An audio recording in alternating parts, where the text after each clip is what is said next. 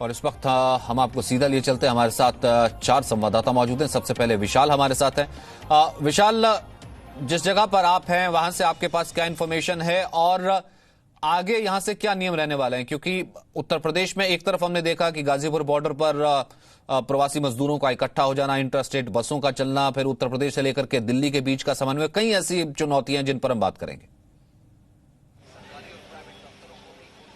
देखिए सचिन, बिल्कुल, क्योंकि आज राज्य सरकारों का दिन है और राज्य सरकार आज तमाम दिशा निर्देश जारी करेंगे कि इस लॉकडाउन 4 में क्या कुछ सहूलियत राज्य सरकार अपने स्तर पर दे सकती है। क्योंकि केंद्र सरकार की तरफ से जो गाइडलाइन आई है उसमें जो पूरे देश भर में पाबंदी रहेगी वो साफ तौर से बता दिया गया है कि स्कूल कॉलेजेस बंद रहेंगे। इसके अलावा तमाम वो जो गैर जरूरी चीजें हैं वो इसमें बंद रहेंगी, लेकिन जो कंटेनमेंट जोन है वहां पर पूरी तरह से पाबंदी रहेगी। अब राज्य सरकारें इस चीज पर विचार करेंगी कि आखिरकार ग्रीन और ऑरेंज जोन में किस तरह की छूट देनी है, दुकानें किस समय पर खोलनी है। और यह भी बिल्कुल साफ है क्योंकि जो केंद्र सरकार की गाइडलाइन आई है उसके मुताबिक नाइट कर्फ्यू एक नया आयाम इसमें जोड़ा गया है और नाइट कर्फ्यू का पालन पूरे देश भर के सभी राज्यों को कराना होगा। तो ऐसी स्थिति में दुकानें खुलने का समय या और भी जो गतिविधियां होंगी उसकी उम्मीद ये लगाई जाती है सुबह 7 से शाम 7 बजे के बीच में ही होगा। और इसमें क्या क्या दुकानें खुलेंगी उसका टाइमिंग सेट किया जाएगा। इसके अलावा अंतर जनपद में यानी जिलों के अंदर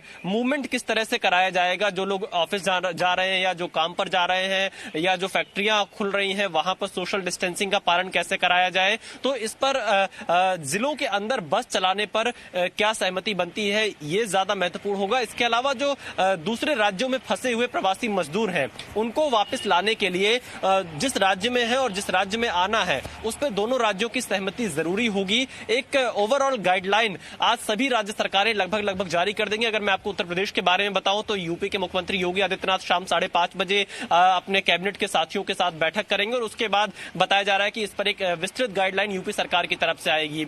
दिल्ली सरकार भी अरविंद केजरीवाल आज शाम को इस पर ऐलान करेंगे कि दिल्ली में क्या कुछ खुलेगा क्या बंद होगा। लेकिन एक चीज बिल्कुल साफ है कि ये लॉकडाउन सहूलियत वाला तो लॉकडाउन है पर लॉकडाउन 3 जैसा ही ये लॉकडाउन होगा। थोड़ी बहुत रियायत और आपको मिल सकती है, लेकिन इसका मतलब ये नहीं कि आप अपने घर से बाहर निकल सकते हैं या कहीं भी आ जा सकते हैं। आपको सिर्फ और सिर्फ जरूरत की चीजें और कैसे अर्थव्यवस्था को आगे बढ़ाया जाए इस पर सरकार का फोकस होगा। ठीक है, चंडीगढ़ हम आपको लिए चलते हैं। नीतिका हमारे साथ मौजूद है क्योंकि चंडीगढ़ से कहीं ना कहीं 2 राज्य तय होते हैं, हरियाणा तय होता है, पंजाब तय होता है। तो नीतिका, क्या जानकारी आपके पास है? क्योंकि लॉकडाउन रहेगा, कर्फ्यू हटेगा, लेकिन ढील राज्यों ने देनी है। क्या कुछ फैसला ले रहे हैं राज्य? जी बिल्कुल, आपको बता दें कि पंजाब लगभग सारे फैसले ले चुका है, जबकि ऑर्डर्स आज जो है वो जारी किए जाएंगे। लेकिन उनका साफ तौर पर यही कहना है कि जो टाइमिंग्स थी वो बढ़ा दी गई हैं। जैसे पहले 4 घंटे की रिलैक्सेशन दी गई, उसके बाद उसे 12 घंटे कर दिया गया। अब जो रिलैक्सेशन का वक्त बताया जा रहा है पंजाब में वो सुबह 5 से लेकर शाम के 7 बजे तक रहेगा।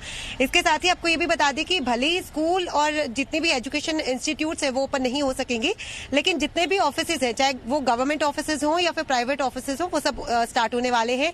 इसके साथ ही जो पब्लिक ट्रांसपोर्ट है वो स्टार्ट होने वाला है, लेकिन साथ ही ये भी बोला है कि उसमें डिस्टेंस जो है मेंटेन करना होगा। इसके साथ ही अगर टैक्सी चलती है तो उसमें ये कर दिया गया है, कंडीशन लगा दी जाएगी कि एक शील्ड जो है वो लगाई जाएगी ड्राइवर और साथ ही जो उस कैब में लोग बैठे होंगे। इसके साथ ही आपको बता दें कि पंजाब के लिए सबसे बड़ी चुनौती बनी हुई है जो लोग बाहर से आने हैं। 60,000 लोग जो है दूसरे स्टेट से आने हैं और 20,000 लोग जो है वो अभी भी विदेशों से आने हैं। वो जरूर कहीं ना कहीं चुनौती बने हुए हैं। हरियाणा के आपको बता दें कि 12:30 बजे जो है मुख्यमंत्री। एक सेकंड में अतुल राय का रुख कर लेता हूं अहमदाबाद से, क्योंकि तमाम संवाददाताओं के पास जाने की हम कोशिश करते हैं। अतुल राय, अहमदाबाद, क्योंकि गुजरात में केसेस लगातार बढ़ रहे हैं, अहमदाबाद में जाहिर सी बात है कंटेनमेंट जोन भी ज्यादा थे और केसेस भी मल्टीप्लाई हो रहे थे। फिलहाल स्थिति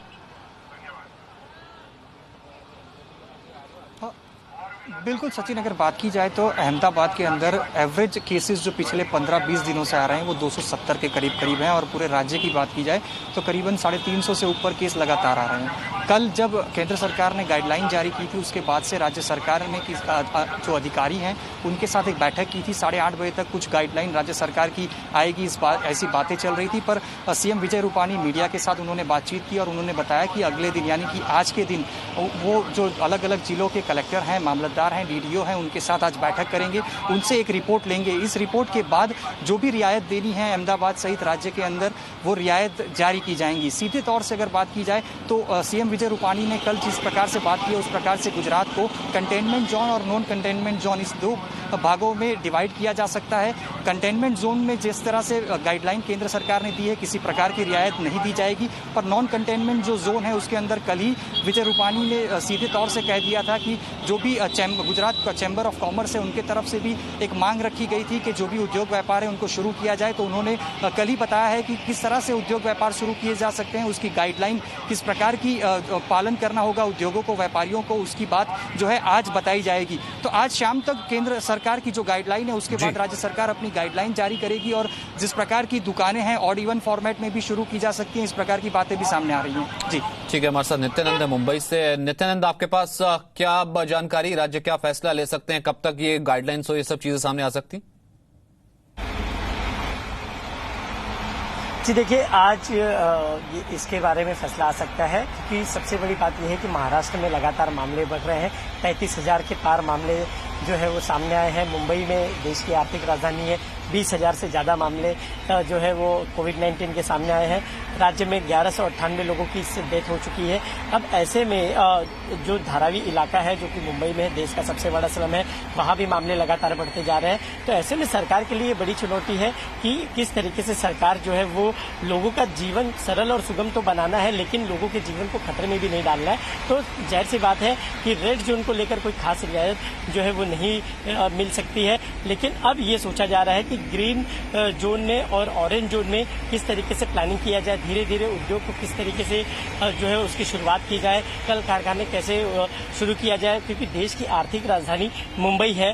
मुंबई को किस तरीके से जो है वो पटरी पर लाने की कोशिश की जाए, उसे लेकर पूरी एक तरीके से प्लानिंग की जा रही है और कैसे लोगों को ज्यादा से ज्यादा सहूलियतें मिले लेकिन लोगों को किसी भी प्रकार का खतरा न हो, ये साफ तौर पर ध्यान दिया जा रहा है। अपने आप में ये महाराष्ट्र सरकार के लिए ये बहुत बड़ा चैलेंज है क्योंकि लॉकडाउन 4 में आज हमने एंट्री की है। तो अब ऐसे में सरकार क्या दिशा निर्देश जारी करती है, क्या गाइडलाइन देती है, बताती है और खासतौर पर अगर हम बात करें तो कंटेनमेंट जोन और रेड जोन को लेकर सरकार का क्या प्लान है। और हालांकि जिस तरीके से लगातार जो मीटिंग हो रही है और कल पंजाब के बाद महाराष्ट्र दूसरा राज्य था जिसने 21 मई तक लॉकडाउन की घोषणा की थी और हालांकि जो सरकार की तरफ से जो लेटर जारी किया गया था उसमें ये भी बताया गया था कि जो पहले के नियम और शर्त है वो उसी प्रकार के रहेंगे लेकिन इसमें फेरबदल जरूर होगा और वो बता दिया जाएगा। लेकिन तब तक केंद्र सरकार की गाइडलाइन नहीं आई थी, अब केंद्र सरकार की जो दिशा निर्देश है वो सामने आ गए हैं। तो अब ऐसे में सरकार जो है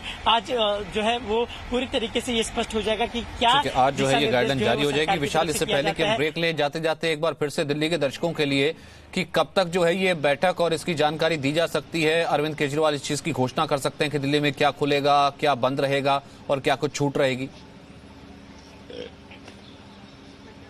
देखिए, दोपहर बाद किसी भी वक्त अरविंद केजरीवाल की तरफ से इस बात का ऐलान किया जा सकता है। दिल्ली सरकार एक विस्तृत गाइडलाइन जारी कर सकती है क्योंकि इससे पहले भी आपने देखा होगा दिल्ली सरकार ने इस बात पर जोर दिया था कि जो कंटेनमेंट जोन के बाहर के इलाके हैं वहां पर आर्थिक गतिविधियों को चलने दिया जा सकता है। इस तरह की बात भी सामने आई थी, इस तरह के सुझाव सामने आए थे। तो हो सकता है कि जब आज गाइडलाइन आएगी तो उसमें ये बात इस बात को उसमें रखा जाए और कुछ जो आर्थिक गतिविधियां हैं उनको इजाजत मिल सकती है, दुकानें खुल सकती है, लेकिन सोशल डिस्टेंसिंग का पालन करना होगा।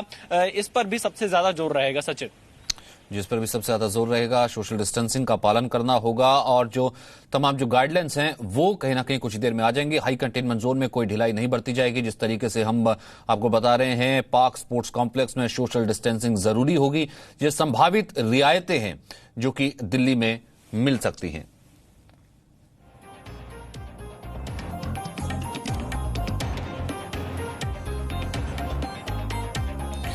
No signal, no worry. Presenting Z News app with live TV, latest updates and expert opinion. Available on Google Play and App Store. Download it now.